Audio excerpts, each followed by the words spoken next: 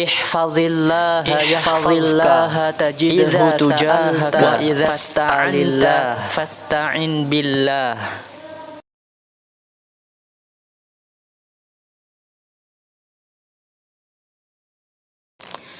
Bismillah. Assalamualaikum warahmatullahi wabarakatuh. Alhamdulillahi wahdah wassalatu wassalamu ala man la nabiyya ba'dah wa ba'd. Kaifa halukum ayyuhat talabah? Bagaimana kabar antum semua siswa-siswi Imam Nawawi School? La'allakum bi khair. Mudah-mudahan antum semua dalam keadaan sehat wal afiat. Taib. Pada pertemuan sebelumnya kita telah membahas hadis ke-18.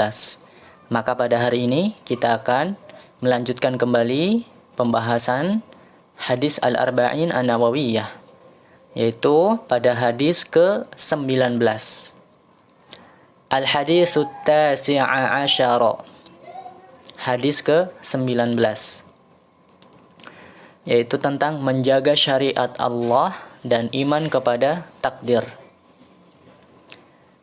Ustadz bacakan hadisnya, antum semua perhatikan ya, panjang pendeknya dan harokatnya.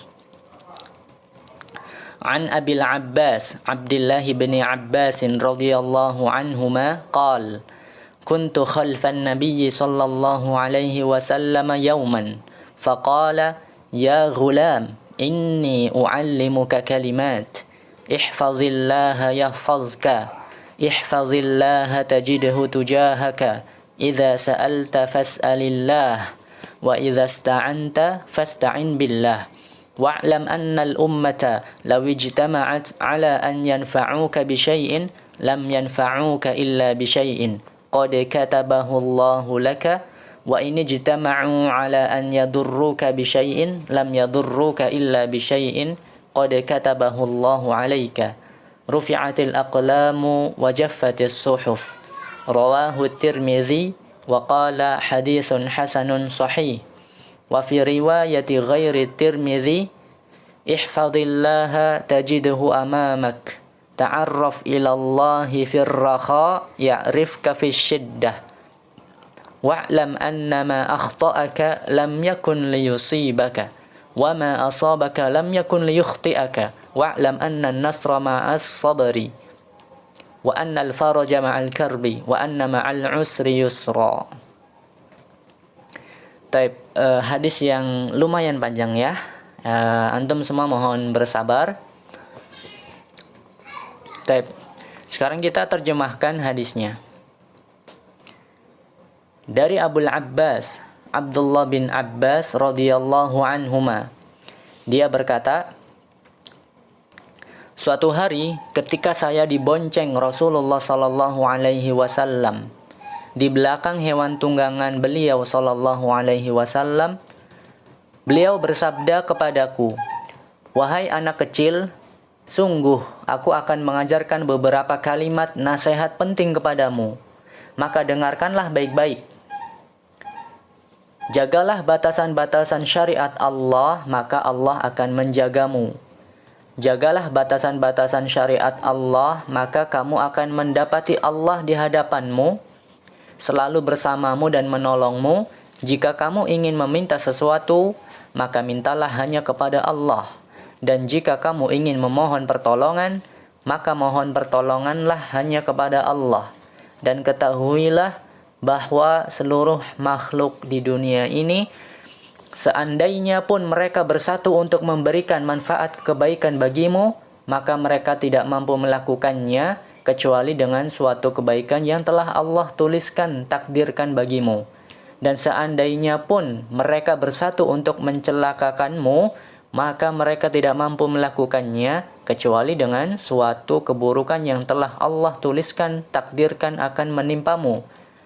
Pena penulisan takdir telah diangkat dan lembaran-lembarannya telah kering. Hadis riwayat Tirmidzi, dia berkata, hadis ini adalah hadis hasan sahih. Dan dalam riwayat lain selain Tirmidzi, jagalah Allah, maka kamu akan mendapati Allah di hadapanmu, selalu bersamamu dan menolongmu. Kenalkanlah atau dekatkanlah dirimu pada Allah di saat kamu dalam keadaan lapang atau senang, supaya Allah mengenali atau menolongmu di saat kamu dalam keadaan susah atau sempit. Dan ketahuilah bahwa segala sesuatu yang telah Allah Ta'ala tetapkan tidak akan menimpamu, maka semua itu pasti tidak akan menimpamu. Dan segala sesuatu yang telah Allah Ta'ala tetapkan akan menimpamu, maka semua itu pasti akan menimpamu. Dan ketahuilah sesungguhnya pertolongan dari Allah Ta'ala itu selalu menyertai kesabaran, dan sesungguhnya bersama kesulitan ada kemudahan. Syarhul hadis. Ya, kita akan menjelaskan hadis ini ya. Taib, siswa dan siswi yang semoga dimuliakan Allah Ta'ala, perhatikan baik-baik di sini. Ustadz akan menjelaskan ya, insyaallah antum semua bisa bersabar ya, hadisnya memang agak panjang ya. Perhatikan pada lafaz-lafaz hadis yang di awal ya, bahwasanya seorang sahabat mulia yang bernama Abdullah bin Abbas ya. Abdullah bin Abbas ini adalah anak dari paman Rasulullah yang bernama Al-Abbas ya. Maka Abdullah ini adalah anaknya Al-Abbas. Jadi Abdullah bin Abbas ini sepupunya Rasulullah Shallallahu Alaihi Wasallam ya. Abdullah bin Abbas ini juga sering disebut atau dipanggil dengan Ibnu Abbas ya. Jadi ketika itu Abdullah bin Abbas ini pernah dibonceng oleh Rasulullah Sallallahu Alaihi Wasallam ya, oleh hewan tunggangannya Rasulullah Sallallahu Alaihi Wasallam. Jadi Rasulullah membawa hewan tunggangannya ya, kemudian Abdullah bin Abbas dibonceng ya, berada di belakangnya Rasulullah. Hewan tunggangan dulu itu bisa berupa unta ya, kuda atau keledai ya. Jadi seperti itu.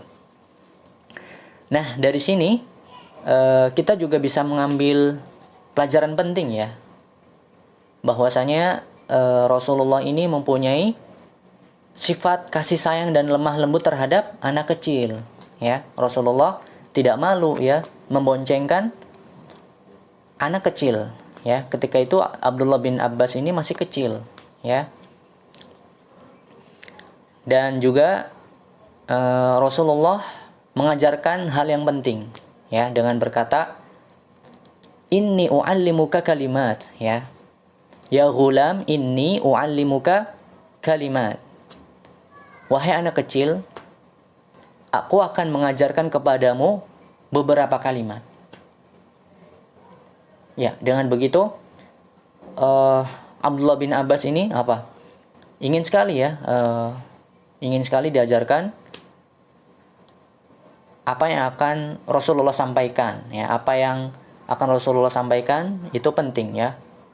Ini Rasulullah juga cerdas ya, pintar dengan cara mengeluarkan kata-kata seperti itu.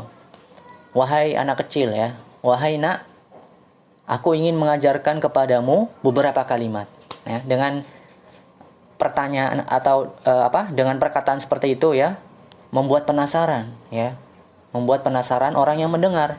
Nah, inilah Rasulullah pintar ya cara mengajarkannya. Nah, mari kita simak baik-baik ya, kalimat apa saja yang akan Rasulullah sampaikan kepada Abdullah bin Abbas ini. Perhatikan.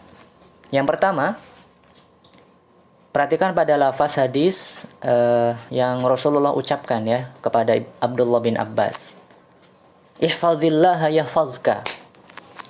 Jagalah Allah, niscaya Allah akan menjagamu. Maksud dari jagalah Allah adalah kita melaksanakan semua perintahnya dan menjauhi semua larangannya. Ya, itulah maksud dari jagalah Allah ya, dengan kita menjalankan perintahnya ya. Perintah Allah itu banyak ya, syariat Allah ya, perintah-perintahnya itu banyak sekali. Dan kita juga diperintahkan untuk menjauhi semua larangannya. Itulah yang dimaksud dengan jagalah Allah. Dengan begitu, maka Allah juga akan menjaga kita. Ya, kalau kita menjalankan perintah dan menjauhi semua larangan Allah, kita telah menjaga Allah. Maka dengan begitu Allah akan menjaga kita. Ya, seperti itu. Kemudian maksud dari Allah akan menjaga kita adalah Allah akan menjaga para hambanya, baik dari sisi dunia maupun agama atau akhiratnya. Penjagaan Allah dari sisi dunia, ya. Contohnya, Allah menjaga kesehatan hambanya. Ketika seseorang di masa mudanya menjaga Allah, maka Allah akan menjaganya di saat orang tersebut sudah tua dan lemah. Ya, dahulu ada orang yang soleh, ya, orang yang soleh dari masa mudanya dia sudah menjaga Allah, ya, dia sudah selalu menjalankan perintah Allah dan menjauhi larangannya. Maka di masa tuanya Allah menjaga orang ini, ya, orang soleh ini. Jadi ketika masa tuanya orang ini dijaga oleh Allah, ya, badannya masih sehat, ya, seperti masih muda, ya, seperti itu. Kemudian Allah akan menjaga istri dan keluarganya, ya. Allah akan menjaga istri dan keluarganya, keturunannya, hartanya, ya. Itulah penjagaan Allah dari sisi dunia. Kemudian contoh penjagaan Allah dari sisi agama atau akhirat seseorang, ya. Dan penjagaan ini adalah penjagaan yang paling utama dari yang pertama tadi. Jadi, penjagaan Allah dari sisi agama atau akhirat seseorang ini itu lebih utama daripada penjagaan Allah dari sisi dunia, ya, seperti itu. Di antaranya adalah Allah Ta'ala menjaga hamba ini dalam kehidupannya dari fitnah-fitnah syubhat, ya. Kerancuan dalam memahami agama atau pengaburan yang benar dan yang batil, yang menyesatkan dan fitnah-fitnah syahwat, ya, memperturutkan atau mengikuti hawa nafsu yang diharamkan oleh Allah Ta'ala. Dan Allah Ta'ala akan selalu menjaga dan meneguhkan imannya sampai di akhir hayatnya dan mewafatkannya dengan husnul khatimah, ya, meninggal dunia di atas keimanan. Ya, inilah penjagaan Allah dari sisi agama seseorang, ya. Semoga Allah Ta'ala menganugerahkan kepada kita semua penjagaan ini. Dan sebaliknya, jika seseorang tidak menjaga Allah, maka Allah pun juga tidak menjaganya, ya. Allah Ta'ala berfirman, Nasullaha fanasiyahum. Mereka orang-orang munafik lupa kepada Allah, maka Allah pun melupakan mereka. Ya, orang-orang munafik tidak menjaga Allah, tidak menjalankan perintah-perintah Allah, ya. Maka Allah pun ini, ya, Allah melupakan mereka juga, ya, seperti itu. Orang-orang munafik melupakan Allah, maka Allah pun melupakan mereka, ya. Kita lanjutkan. Perhatikan pada lafaz hadis yang berbunyi, ihfadillaha tajidhu tujahaka. Jagalah Allah maka kamu akan mendapati Allah di hadapanmu, ya. Maksudnya adalah Allah Ta'ala akan selalu bersamamu dalam semua keadaan. Dia akan selalu melindungimu, ya, menolongmu dan menjagamu. Dan inilah yang disebut dengan al-ma'iyyah al-khassah, kebersamaan Allah Ta'ala dengan hambanya yang bersifat khusus, yang mengandung arti pertolongan, dukungan, penjagaan, dan perlindungan dari Allah Ta'ala bagi hambanya. Sebagaimana firman Allah Ta'ala, Innallaha ma'al ladzina attaqaw wal ladzina hum muhsinun. Sesungguhnya Allah bersama orang-orang yang bertakwa dan orang-orang yang berbuat kebaikan. Kemudian perhatikan pada lafaz hadis, idza sa'alta fas'alillah wa idza sta'anta fasta'in billah. Jika kamu meminta atau berdoa, maka mintalah kepada Allah. Dan apabila kamu meminta pertolongan, maka minta tolonglah kepada Allah. Ini menunjukkan perintah Rasulullah SAW untuk mentauhidkan, ya, atau mengesahkan Allah Ta'ala dalam meminta, berdoa, dan memohon pertolongan. Dan untuk tidak meminta sesuatu pun kepada makhluk, ya. Yang ini sesuai dengan firman Allah Ta'ala, Iyyaka na'budu wa iyyaka nasta'in, ya. Ini adalah ayat yang kita baca setiap harinya. Artinya, hanya Engkaulah yang kami sembah dan hanya kepada Engkaulah kami mohon pertolongan. Dan dalam hal ini ada dua tingkatan, ya, perhatikan. Yang pertama adalah tingkatan yang wajib, yaitu tauhid. Dengan meminta dan memohon pertolongan kepada Allah Ta'ala semata-mata dan tidak kepada selainnya, ya, dalam perkara-perkara yang tidak mampu dilakukan kecuali oleh Allah Ta'ala. Dan inilah yang kita kenal dalam pelajaran tauhid, bahwa memalingkan doa dan isti'anah, memohon pertolongan kepada selain Allah Ta'ala adalah perbuatan syirik, ya. Maka berhati-hatilah kita, ya. Kemudian tingkatan yang kedua yaitu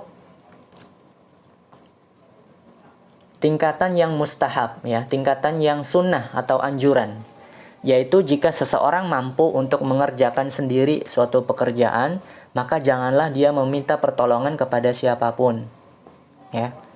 Kalau ada seseorang yang mampu untuk mengerjakan sesuatu, ya, maka dia mengerjakan sesuatu itu dengan sendirinya karena dia mampu, maka itu dianjurkan, ya, seperti itu. Namun dalam hal ini, ya, kemampuan masing-masing orang untuk menunaikan tingkatan ini berbeda-beda, ya, sesuai dengan tingkat keimanan mereka. Akan tetapi jika seseorang benar-benar terpaksa meminta sesuatu yang mampu dilakukan oleh makhluk, maka dalam kondisi ini diperbolehkan baginya dengan tetap berusaha menghindarkan diri dari keburukan-keburukan. Baik. Siswa-siswi yang semoga dimuliakan oleh Allah Ta'ala, ya, perhatikan pada lafaz-lafaz hadis berikutnya, ya, bahwa segala sesuatu yang menimpa seseorang dalam kehidupan di dunia, yang baik maupun yang buruk, telah ditakdirkan, ditetapkan oleh Allah Ta'ala. Maka tidak mungkin akan menimpanya kecuali sesuatu yang telah ditetapkan akan menimpanya, ya. Dan sesuatu yang telah Allah Ta'ala tetapkan akan menimpanya tidak akan terhindar darinya, ya. Dan upaya keras semua makhluk untuk melakukan sesuatu yang tidak sesuai dengan ketentuan Allah Ta'ala tidak akan bermanfaat. Maka ini semua seharusnya menjadikan seorang hamba senantiasa mentauhidkan, mengesahkan Allah Ta'ala dalam meminta berdoa, ya, memohon pertolongan, menghinakan dan merendahkan diri di hadapan Allah Ta'ala, dan mengesahkannya dalam beribadah dan melaksanakan ketaatan kepadanya. Ya, kemudian perhatikan pada lafaz hadis ta'arraf ilallah firraha ya'rifka fisyiddah. Barang siapa yang mengenal Allah Ta'ala di waktu lapang, ya, dalam keadaan sehat, ya, rezekinya lancar, dengan bertakwa dalam melaksanakan ketaatan kepadanya, maka Allah Ta'ala akan mengenal atau menolongnya sewaktu dia dalam keadaan susah, ya, dalam keadaan senang, ya, sedang dalam waktu yang lapang, ya, rezekinya lancar, dia tetap mengenal Allah, ya, dia tetap menjalankan perintah Allah dan menjauhi larangannya, maka Allah akan mengenal atau menolongnya ketika dia dalam keadaan sempit, dalam keadaan susah, ya, seperti itu. Ya, itulah beberapa penjelasan dari hadis ini, ya. Mudah-mudahan apa yang disampaikan bermanfaat. Jangan lupa hari ini ada tugas menghafal mufradat.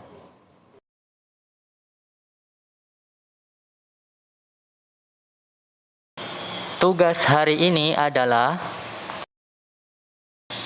menghafal mufradat.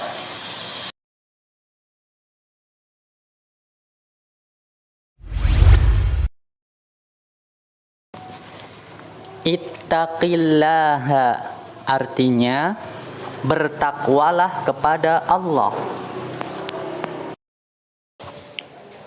Al-hasanatu artinya kebaikan.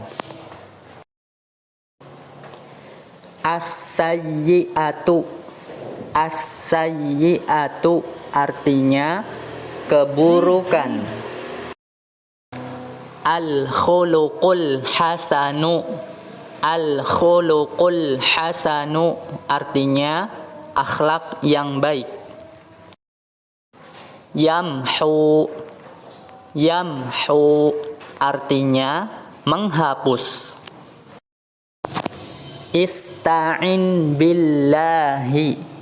Ista'in billahi artinya minta tolonglah kepada Allah. Al-aqlamu. Al-aqlamu artinya pena-pena. An-nasru. An-nasru artinya kemenangan. An-nafi'u.